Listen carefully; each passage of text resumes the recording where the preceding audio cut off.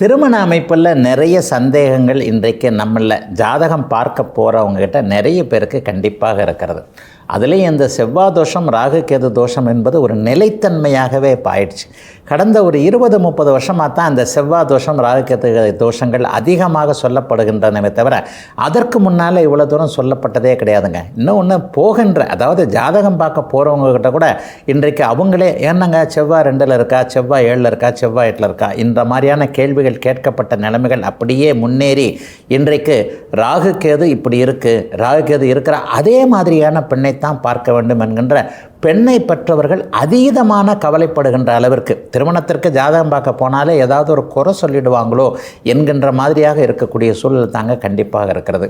இந்த மாதிரி தான் இருக்கா அப்படின்னு பார்த்தீங்கன்னா சர்வ நிச்சயமாக திருமண விஷயங்களில் இவ்வளோ பெரிய தோஷங்கள் எந்த ஒரு மூல நூல்லையும் கண்டிப்பாக சொல்லப்படவே இல்லை.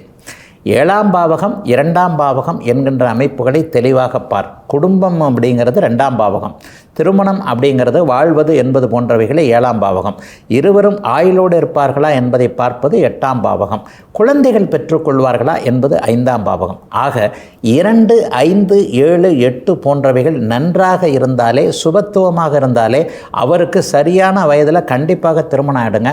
அப்படிலாம் யாருக்குமே 30 வயசு 35 வயசு வரைக்கும் இழுத்துக்கிட்டு போகிறது இல்லைங்க. எந்த ஒரு சூழ்நிலையிலையும் எல்லாமே தெய்வத்தின் கட்டுப்பாட்டிற்குள் இயங்கும் என்கின்ற நம்பிக்கையின் அடிப்படையில் இந்த 2, 5, 7, 8ஆம் இடங்கள் வலுத்திருந்தாலே அவருக்கு எந்த ஒரு ஜாதகத்தையும் கண்டிப்பாக பொருத்தலாங்க. செவ்வாய் 2ல் இருக்கிறவருக்கு 2ல் தான் இருக்கணும், 7ல் இருந்தால் 7ல் தான், 8ல் இருந்தால் 8ல் தான். செவ்வாய் தோஷம் இருக்கிறவருக்கு செவ்வாய் தோஷம் இல்லை, ஒரு பெண்ணைத்தான் பொருத்த வேண்டும், ஆணைத்தான் பொருத்த வேண்டும் எங்கேயுமே சொல்லலைங்க. அதுவும் நம்ம தமிழ்நாட்டில் தாங்க இது மனசில் ஊறிப்போன ஒரு விஷயமாக இருக்கிறது. எந்த ஒரு ஜோதிடரிடம் எந்த ஒரு ஜோதிட ஆர்வம் உள்ளவர்கிட்டையும் டக்குன்னு பார்த்தோம்னா அவர் உடனே இது செவ்வாய் தோஷம் இல்லை பெண்ணு, செவ்வாய் தோஷம் இல்லை ஆணுன்னு சொல்கிறாருங்க. அப்படிலாம் சர்வ நிச்சயமாக கிடையாதுங்க. ராகு கேது தோஷம் உள்ளவர், ராகு கேது தோஷம் இல்லாத ஆண் பெண்ணை மணந்து கொண்டு 30-40 வருஷம் நல்லா இருக்கிறவங்க நிறைய பேர் இருக்கிறாங்க. இதே மாதிரி நம்முடைய காலத்தில் நம்முடைய தாத்தா பாட்டிகளை பார்த்தீங்கன்னா தாத்தா பாட்டிகள் யாருக்குமே இந்த அளவுக்கு செவ்வாய் தோஷம் ராகு கேது தோஷம் இல்லவே இல்லைங்க, பார்க்கப்படவே இல்லைங்க அப்படிங்கிறதாங்க உண்மை. உண்மையிலே செவ்வாய் தோஷம் ராகு கேது தோஷம் பாதிக்குமா அப்படின்னு பார்த்தா என்னுடைய பாபத்துவ சுபத்துவ சூட்சும ஒளி கோட்பாட்டின் அடிப்படையில் செவ்வாயோ ராகுவோ கடுமையான பாதிப்புகளை அடைந்திருக்கும் போது மட்டும்தான் அவர்களுடைய தசை பருவத்தில் வரும்போது பாதிப்புகளை தருகிறாரே தவிர செவ்வாய் ராகு 7ல் இருக்கிறதுனாலையோ செவ்வாய் தனியாகவோ ராகு தனியாகவோ 2, 7, 8 ராசி போன்ற இடங்களில் லக்னம் போன்ற இடங்களில் இருந்தால் மட்டுமே சர்வ நிச்சயமாக எந்த ஒரு கெடுதலையும் செய்து விடுவதே இல்லை.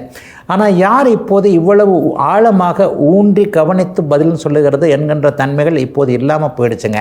ஏன்னா சாஃப்ட்வேர் மூலமாகவே 10 பொருத்தம் பார்த்துடுறோம், ஜோசியரே தேவையில்லைங்களே. 10 பொருத்தம் என்பதே பொருத்தமற்றது, பத்தாத பொருத்தம்.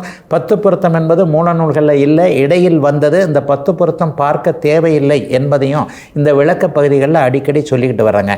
ஏன்னா 10 பொருத்தம் ஏன் சரியான நல்லது இல்லை அப்படிங்கிறதுக்கான விளக்கமே இந்த 10 பொருத்தம் பார்ப்பவர்கள் எல்லாரும் நல்லா இருக்கிறாங்கன்னா கண்டிப்பாக நல்லா இல்லையே. 10 பொருத்தம் பார்த்தவர்கள் 10 நாட்களில் பிரிந்து போகக்கூடிய தன்மைகள் இருக்கு இல்லையா. ஆக ஜாதகத்தில் இப்போ நான் சொன்ன மாதிரி 2, 5, 7, 8 பாவகங்கள் வலிமையாக சுபத்துவமாக இருந்தாலே அவருக்கு பெரிய அளவில் கண்டிப்பாக திருமண வாழ்க்கையில் கஷ்டங்கள் வராது. ஒரு நல்ல கணவனோ நல்ல மனைவியோ அமைந்து நல்ல குழந்தைகள் அமைந்து அவருடைய வாழ்க்கை ஒரு சீராகவே போய்விடும் என்பது தான் உண்மையை தவிர இந்த 10 பொருத்தமோ இந்த ராகு கேது தோஷமோ செவ்வாய் இப்படி இருந்தால் அப்படி இருக்கும் என்பது போன்ற அமைப்புகள் கண்டிப்பாக இல்லைங்க. இதுவரை 12 ராசிகளுக்கான இன்றைய ராசி பலன்களையும் ஜோதிட சந்தேகத்திற்கான விளக்கத்தையும் பார்த்தோம். மீண்டும் நாளை காலை இதே நல்ல காலம் பிறக்குது நிகழ்ச்சியில் உங்களை சந்திக்கும் வரை உங்களிடமிருந்து விடைபெற்றுக் கொள்வது உங்கள் ஜோதிடர் ஆதித்ய குருஜி.